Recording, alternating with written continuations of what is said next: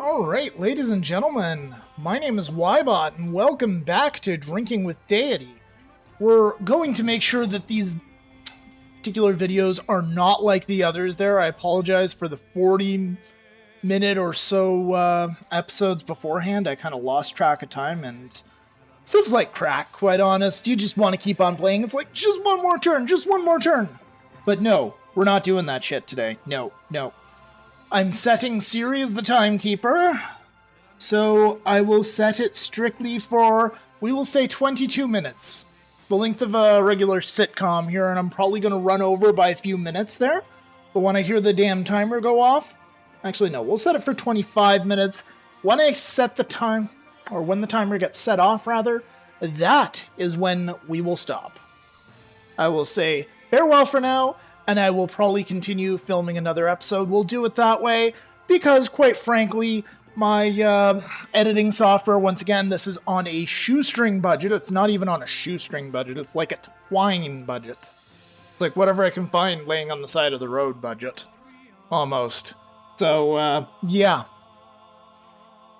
Suppose I should start that frickin' timer here. My goal is to keep it under half an hour, because Windows Media or Windows Movie Maker seems to break, and that's what I'm using because it's free.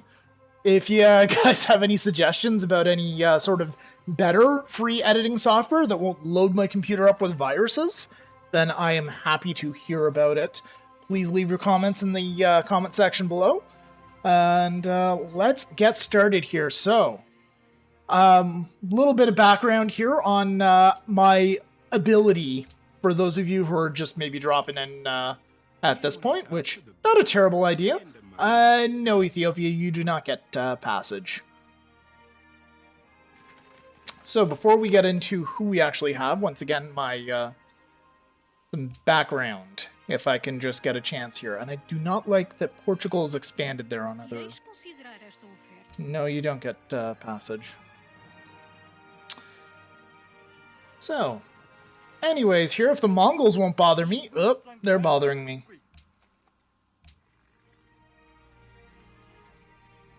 Alright then, the city-states won't piss me off, or interrupt me. Perfect, so, a little bit of background as to my level of play in Civilization here. I can win fairly often on Immortal, as I have stated in prior episodes here.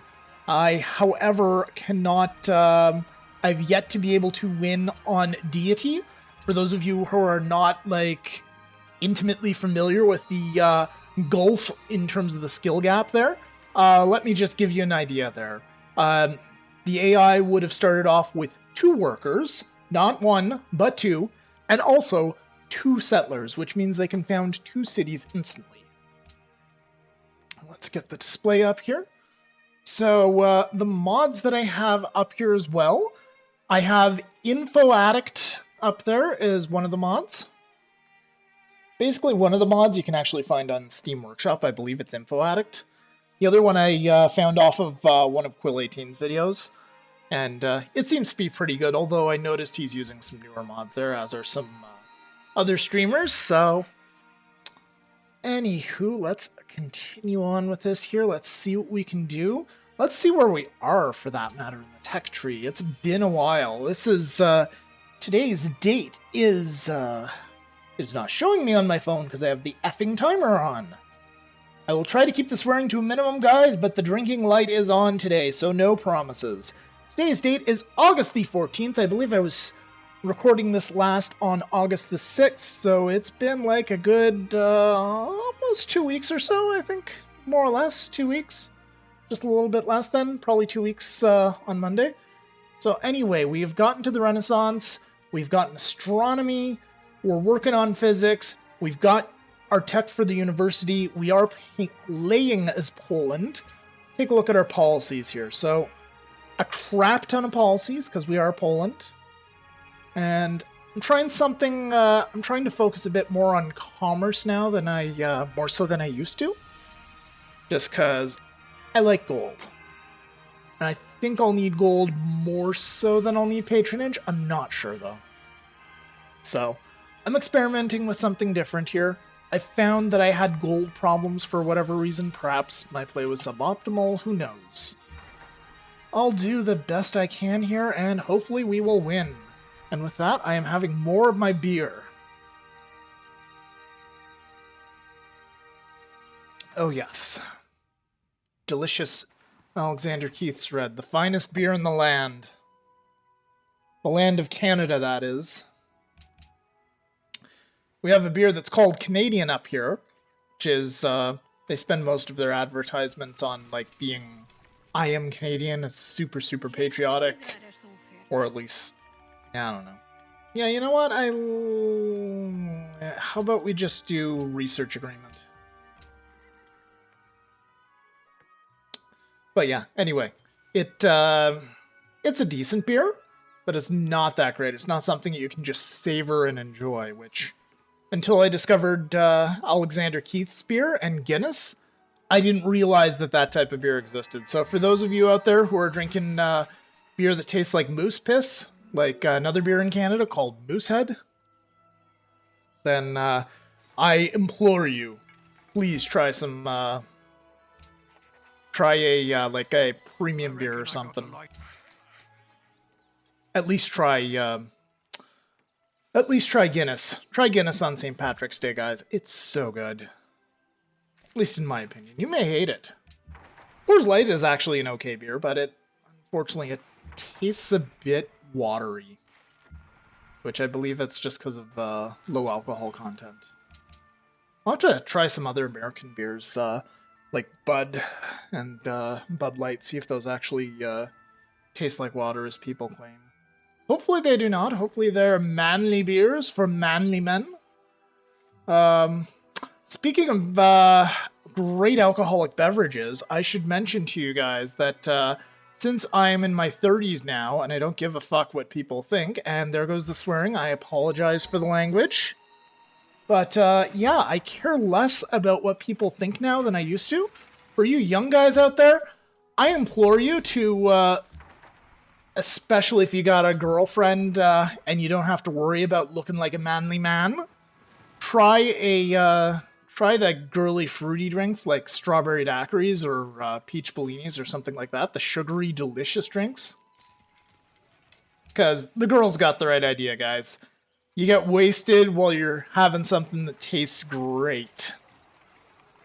Whereas, at least in my day, like the men were men, the boys were boys, and the Angus cats were jerks. And, yeah, we had crappy beers. Like, I had a beer called Black Ice, which tastes like a cross between piss and gasoline.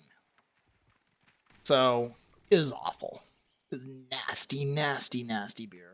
Higher alcohol content, but, like, wine has an even higher alcohol content, and it tastes a whole hell of a lot better. It's gonna be silent here for a minute.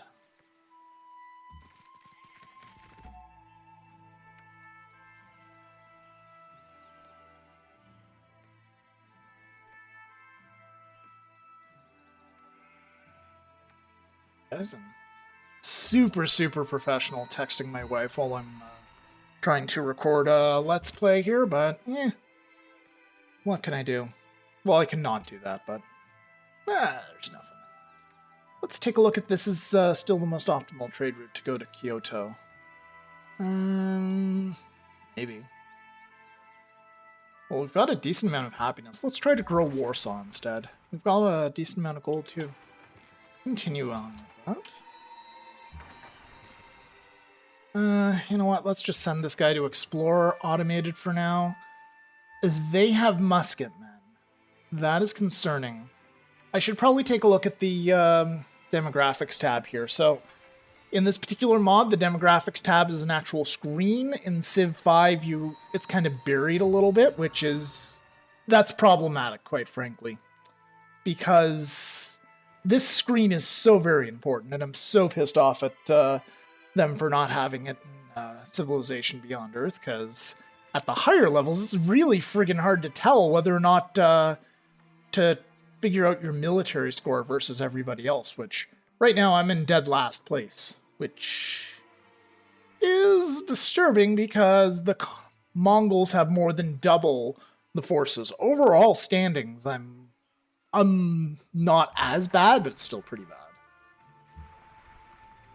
However, I am building units. We will be going tall. We will be probably just trying to get the space station, so possibly more of a more boring game. I will, maybe later on, maybe next time actually, I might queue up the Warmonger Deathmatch or not again, where I was playing like as Arabia against a continent full of Warmongers, which that sounded great on paper, but the problem with that was it turned out that the Warmongers just constantly fight each other and more or less leave me alone. I make friends with them and they're happy to beat up someone else. So, and that's what I'm finding somewhat here, is it's very easy to manipulate either the Mongols or the Japanese into going to war with one another. In fact, if the Mongols are not fighting the Japanese, I should probably bribe them to do that again. I'm gonna have some more beer.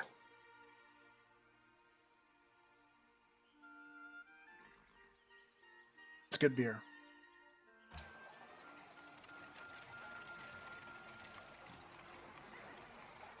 I don't really...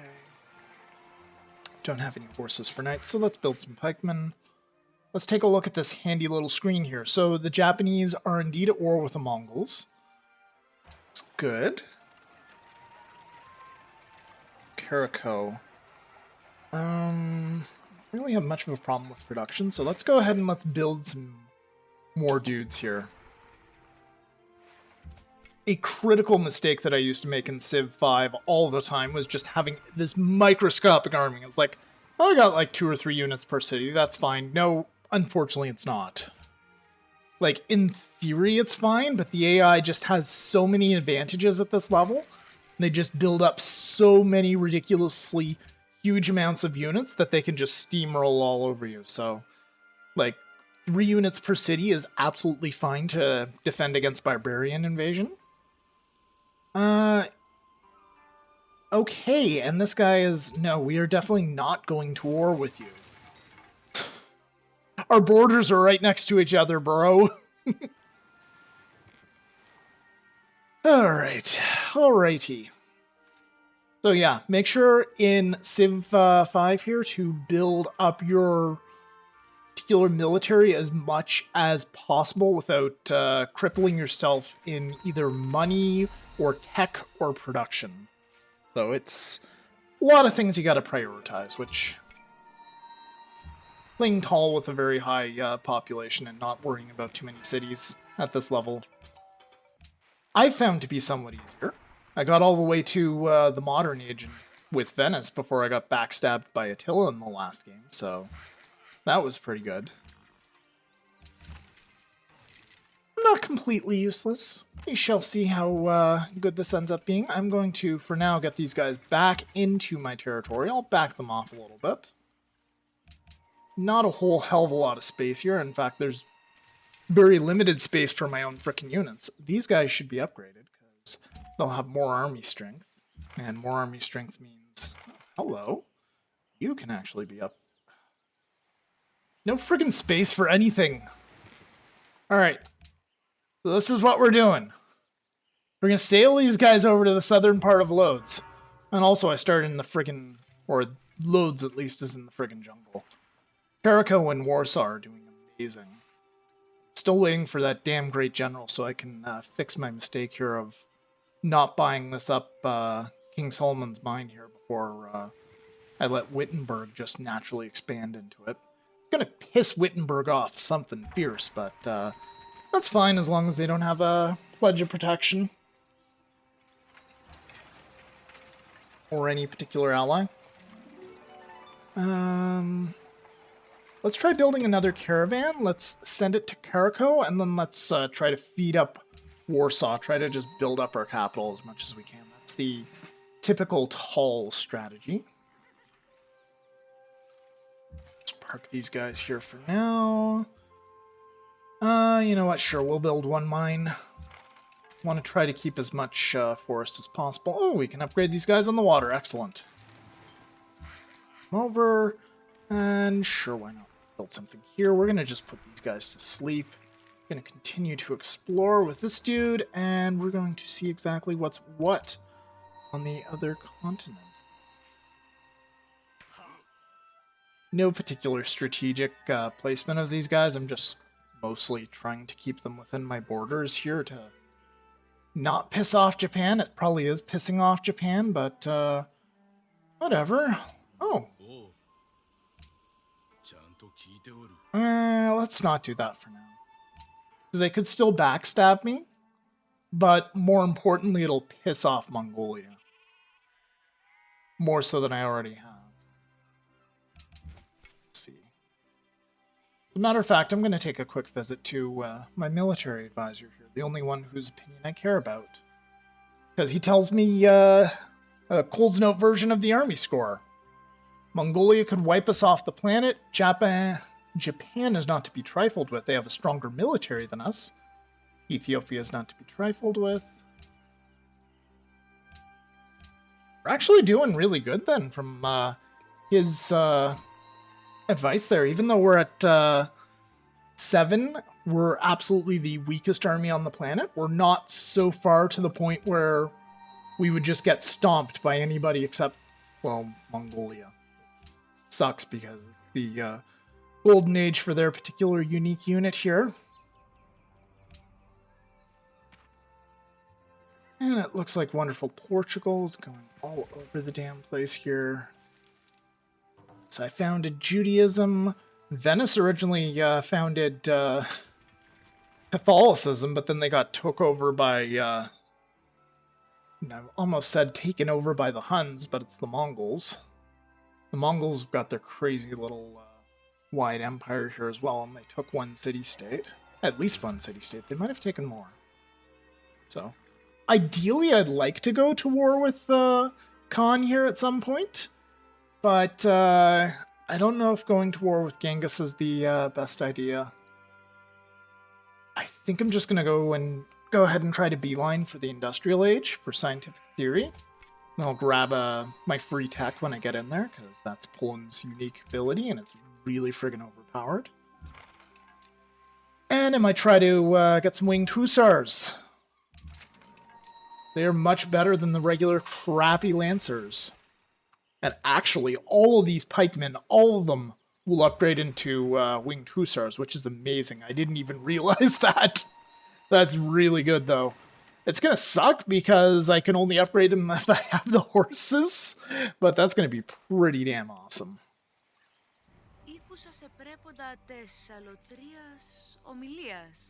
Let's work together.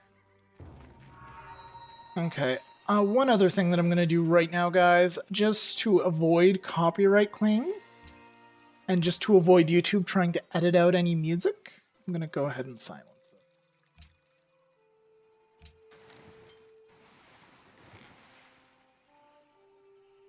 Wait, did I?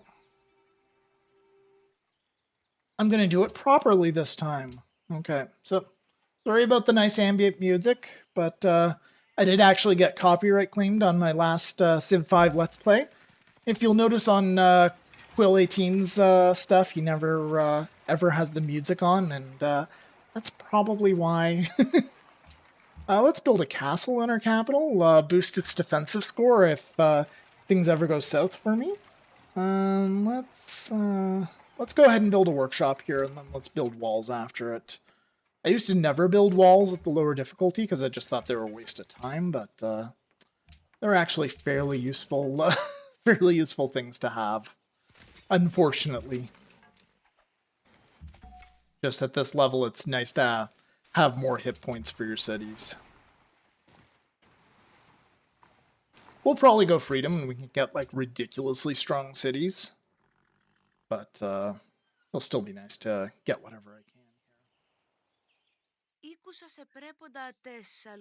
You know what? For you, pretty lady, I will give you open borders.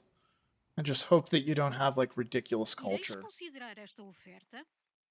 Yeah, we'll continue that deal. That's a good deal for me. Let's pop into the tourism screen here. On the mod here, I can just pop in with the tourism icon, and let's take a look at cultural victory. And Byzantium has absurd amounts of culture. They got more swag than me. Pop in here. Let's take a look at Portugal. Has like no culture. Byzantium is actually getting a multiplier here for open borders, which means they have even more culture. But at this point, it's minimal. Once we start choosing ideologies, and I go, most likely I'll go freedom, maybe order, but probably freedom, and they'll go. I'm sure the AIs will all go something else. We shall see. Oh, one other thing I should make sure I am doing. And I am not. I fail. My apologies, guys. I am not playing optimally. So I need to get all of my specialists up and running here. I need to make sure, since I'm going for the science victory, every damn city has a university, and every damn city has their university specialists up. So that was a mistake.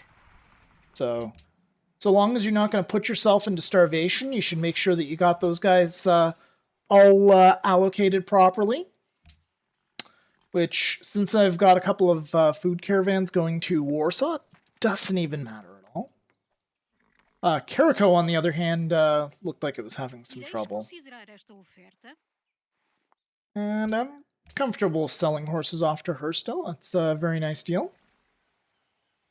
Getting 60 gold total for just one single horse. Pretty good. That's one good thing about playing on the higher difficulties is the AI gets ridiculous amounts of gold that you can basically... They'll accept stupid deals that on, say, Prince difficulty they couldn't afford to accept. They're still stupid enough to accept them on Prince difficulty, but they just simply do not have the money unless they are like Arabia or Venice or something crazy like that. Oh. Okay. Well, somebody just made some money. Good for them. I'm going to turn it over and I'm going to have some booze.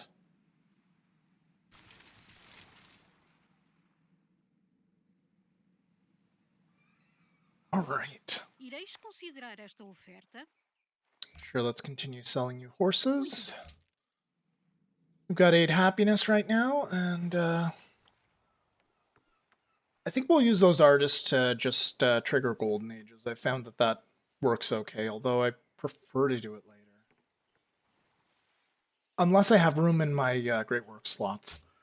Let's pop in there, let's take a look at my culture. I do indeed have room. Very good.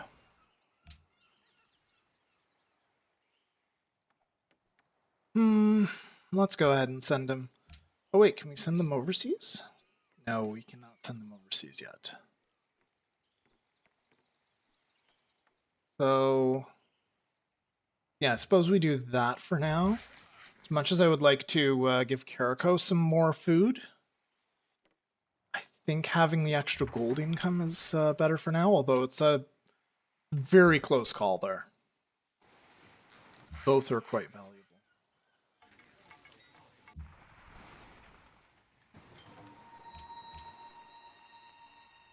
And I'm going to get an additional trade route soon, and that next trade route will be for sending food from Loads to Carrico. So I should probably build up my navy as well to make sure I'm defending against that. How many horses am I selling you, lady?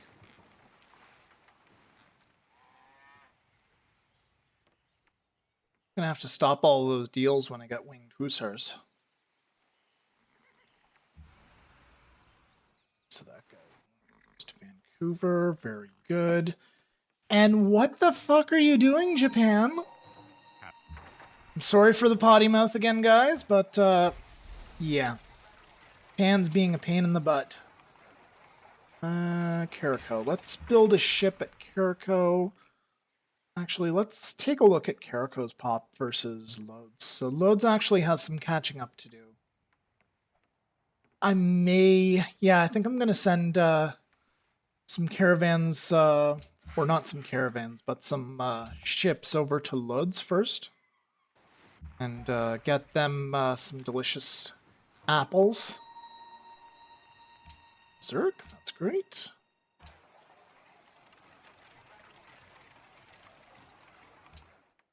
Got faith. Do I? think I'd probably want to make my faith the dominant religion in Jericho here. Buy up my dude. I will... Yeah, we're not buying that in this city. We'll take a chance on Forbidden Palace. That'll be great if I can get it. And he wants to trade luxury for luxury. We'll do that for now. Give us some space to grow. Let's see how I'm doing versus other capitals here. Keep in mind, like, every friggin' tile is like salt for them, but I'm keeping up with the wide civilizations. Falling a little bit behind Lisbon, and Constantinople is absolutely crushing me, so... And as is Addis Ababa. Addis Ababa. There we go. And Ondinga is also higher population than me. Yeah. Well, let's start this guy off as a great work.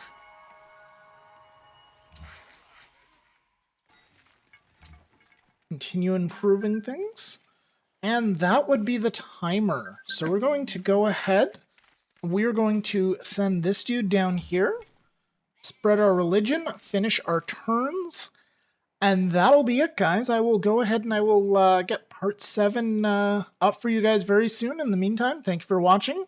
I will see you next time.